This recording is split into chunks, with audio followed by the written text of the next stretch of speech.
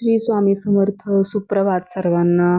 पुन्हा एकदा तुम्हा सर्वांचे मनापासून स्वागत आहे माझ्या यूट्यूब चॅनलवरती. तर सकाळ सकाळी असं काही समोर घराच्या आमच्या वातावरण होतं. सगळीकडे धुके धुके पसरलेले होते. आता मी दार उघडणार आहे. दार उघडल्या उघडल्या दत्तांचं दर्शन होईल. कमेंटमध्ये नक्की सांगा तुम्हाला हे जर दर्शन झाले असेल तर. हा ब्लॉग तुमच्यापर्यंत पोहोचूसपर्यंत उशीर झालेला असणार आहे, कारण हा ब्लॉग मकर संक्रांतीच्या आधीचा पासून शूट केलेला आहे. म्हणजेच तेव्हा होती भोगी. भोगीच्या सर्वांना हार्दिक शुभेच्छा. आयनं झालेली आहे तरी पण. जेव्हा संक्रांत असते ना तेव्हा आयनापूरची यात्रा असते.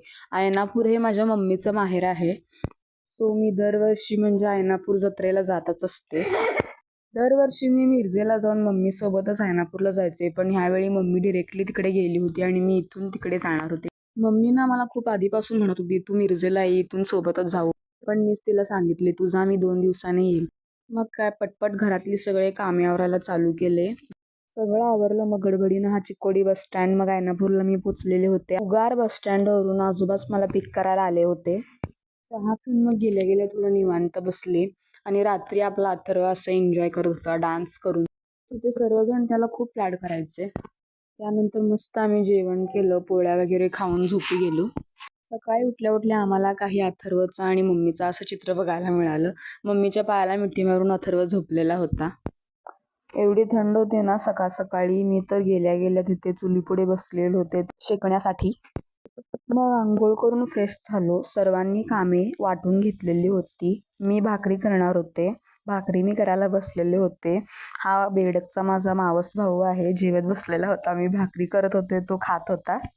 आणि माझ्या भाकऱ्या बघा, सर्वांनी माझ्या भाकरीचे खूप कौतुक केले. माझी मामी तर म्हणत होती कोकणी भाकरी.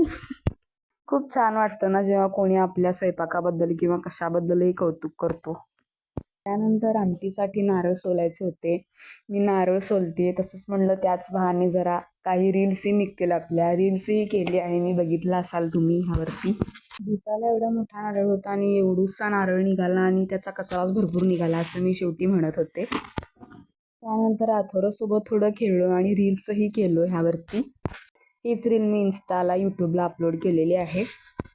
अथर्व तिथे खूप रमलेला होता. तिथे खेळण्यासाठी एवढी त्याच्यासोबत मुले होती, मावश्या मामा होते लहान लहान, त्यामुळे तो खूप रमलेला होता. त्यानंतर मग आम्ही थोडे फोटो काढलो, सेल्फी काढल्या, खूप एन्जॉय केला असं बाहेर बसून. मग जत्रेत जाण्यासाठी रेडी झालो आणि जत्रेत गेलो. सर्वजण येत होते चालत. मी आणि ओंकार आणि अथर्व आणि माझी एक बहीण आहे, आम्ही गाडीवरून आलेलो होतो. पुढे त्यांची वाट बघत असं थांबलेलो होतो. अथर्व काही केल्या थांबला नव्हता, त्यामुळं त्याचा मामा बेडकचा त्याला खेळत होता अशा प्रकारे. इथे आल्यापासून अथर्व जास्त या मामासोबतच असत होता. त्यालाही त्याच्यासोबत खूप रमायचं. एक प्रकारे हा त्याचा फेवरेट मामा बनलेला होता इथे. सगळेजण मग आले, देवाचं दर्शन घेतलं. हे पहा, हे मंदिर आहे श्री सिद्धेश्वर देवस्थान. सर्वांनी आज जाऊन दर्शन घेतलो. मग त्यानंतर ना आलो उसाचा रस प्यायला सर्वजण. हे सगळे बघा फॅमिली मेंबर्स. ही माझी मम्मी, ही माझी मामी, ती माझी मावशी, बाकीच्या सगळ्या माझ्या बहिणीच, मावस बहिणी आणि हे माझे मामा सर्वांसाठी ग्लासमध्ये ज्यूस सर्व करत होते. सगळेजण मग ज्यूसचा आस्वाद घेतला आणि कुठे गेलो असन बरं. दरवर्षी ना आमच्या इथे असंच असतं. आयनापूर जत्रा म्हणलं की सगळं देवदर्शन वगैरे झालं, खाणं पिणं, तर सर्वात आधी जत्रा करण्याची सुरुवात बांगड्या भरण्यापासून होते. मग सर्व लेडीज बांगड्या भरण्यासाठी बसलेले होते आणि आपल्या अथर्वची चाललेली होती अशी मस्ती. बेडकच्या आजोबांनी त्यालाही काय म्हणतात बरं, याला नाव सुचत नाही आहे मला, JCB घेऊन दिलेली होती. त्याचा असा तो कल्याण करत होता, त्यावर बसून फेरी मारत होता. त्याची मग अवस्था काय झाली असेल बरं, ते कधीच तुटून त्याचे पार्ट वेगळे झाले. त्याचे पार्ट वेगळे होतो तो सोडलाच नाही. सगळे त्याला बघून हसत होते, व्हिडिओ करत होते. मग आम्ही तिघी गेलेलो होतो टॅटू काढण्यासाठी. तिघी म्हणजे मी, मावशी आणि ही माझी बहीण. तिला आणि मावशीला बघून मला असं वाटलंच नाही काय दुखतं वगैरे. दोघींनी बिंदास काढून घेतलं. पण जेव्हा माझी वेळ आली ना, मला एवढं दुखत होतं, अक्षरशः मी ओरडत होते, अथर्वचं नाव घेत होते. त्यानंतर कसं बसा मग तो क्षण पार पडला.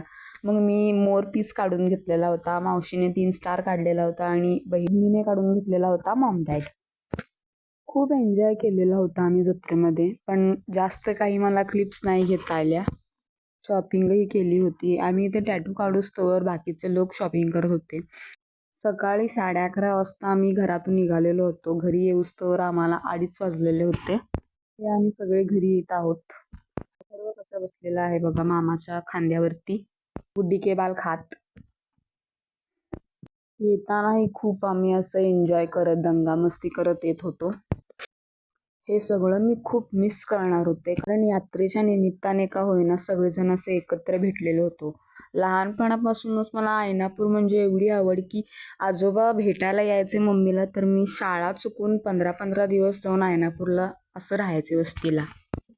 उन्हाळी सुट्टी असो किंवा कुठलीही सुट्टी असो, दिवाळीची सुट्टी असो, मी फक्त आयनापूरलाच जायचे. दुसरीकडे गावाकडे मला जायला आवडतही नसायचं आणि मी कुठे जास्त जातही नसायचे. घरी जाऊन जेवण करून आम्ही सुद्धा आता निघणारच होतो.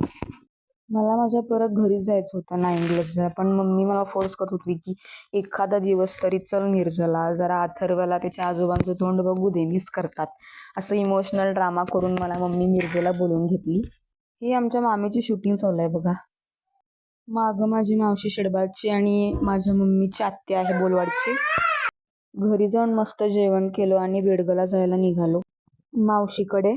ॲक्च्युली तेव्हा आम्ही खरं तर बेडग बसस्टँडला उतरणार होतो आणि उतरलेलोही देखील, पण बस आम्हाला एकही मिळाली नव्हती. संध्याकाळचे 5:30 वाजलेले पण बस काही आली नव्हती. तासभर थांबून मग पुन्हा फोन केला काकांना. त्यानंतर ओमकार आम्हाला 2 व्हीलरवरून पिक करायला आलेला होता. हे माझ्या मावशीचं घर होतं बेडगमधलं. ओमकार अथर्वसोबत कसा खेळत आहे. रात्री तिथेच मुक्काम केला आणि पहाटे 5 वाजता ते पुण्याला जाणार होते. त्यांच्यासोबतच आम्ही मिरजेला निघालेलो होतो. सकाळी पप्पांनी नाश्ता आणलेला होता, डोसा. अथर्वला ते खाऊ घालत होती, मी खाल्ला. मग संध्याकाळी उरसात जाणार होतो आम्ही. उरसात जाण्यासाठी तयार झालो. मम्मी अथर्वला घेऊन कसं पडत आहे. रस्त्यातून अशी अथर्वची मस्ती चालत होती, गाडीना लाता मार, उड्या मार. मी आणि अथर्व दोघेही दिवाळीचेच कपडे घातलेलो होतो दोघे पण. जास्त काय उरसातलं काय क्लिप नाही घेतलं मी. शूटिंगचं उरसामध्ये आलेलं होतं, मी शूट करून घेतलं.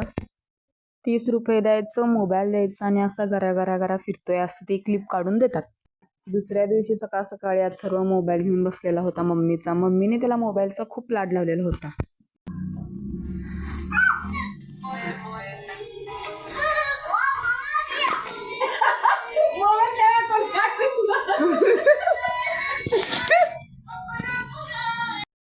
सकाळी ब्रेकफास्टला समोसा खाल्ला. इथे बघा आपला हिरो मोबाईल घेऊन कसं स्टाईलमध्ये उभा आहे, मस्त आहे ना. संध्याकाळी मग पुन्हा आम्ही उरसात गेलेलो होतो. शेवटची रात्र होती मिरजेमधली, कारण दुसऱ्या दिवशी सकाळी कुठल्याही परिस्थितीत मी निघणारच होते, कारण मम्मीनं मला 3 दिवस झालं थांबवून घेतलेलं होतं. अमावस्येचं कारण, मंगळवारचं कारण. तर अशा प्रकारे एवढ्या दिवस मी मिरजमध्ये राहिलेले होते. सकाळी पटकन नाश्ता केला, कुर्मापुरी आणलेली होती नाश्त्याला मम्मीने. मग नाश्ता केलो सगळेजण. अथर्व बघा असं खात होता. पटकन मग मी पण नाश्ता केले आणि रेडी झाले. अशा प्रकारे मी रेडी झालेले होते. नेहमी चिकोडीला एकापेक्षा एक 5-10 मिनिटानंतर बस असायच्याच, पण ह्यावेळी मी 1.5 तास तब्बल बस स्टँडवरती थांबलेले होते. 10:30 वाजता मी येऊन थांबलेले. पप्पा मला सोडायला आले होते बस स्टँडवरती. 12 वाजता बस आलेली. 12 वाजता मला बसमध्ये बसून मग पप्पा गेले. तिथून मला चिकोडीवरती पिक करायला आलेले होते.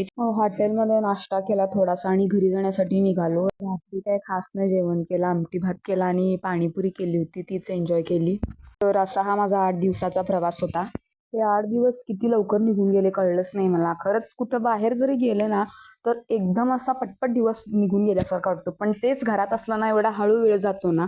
सो व्हिडिओ आवडल्यास लाईक, कमेंट, शेअर नक्की करा. Thanks for watching. बाय.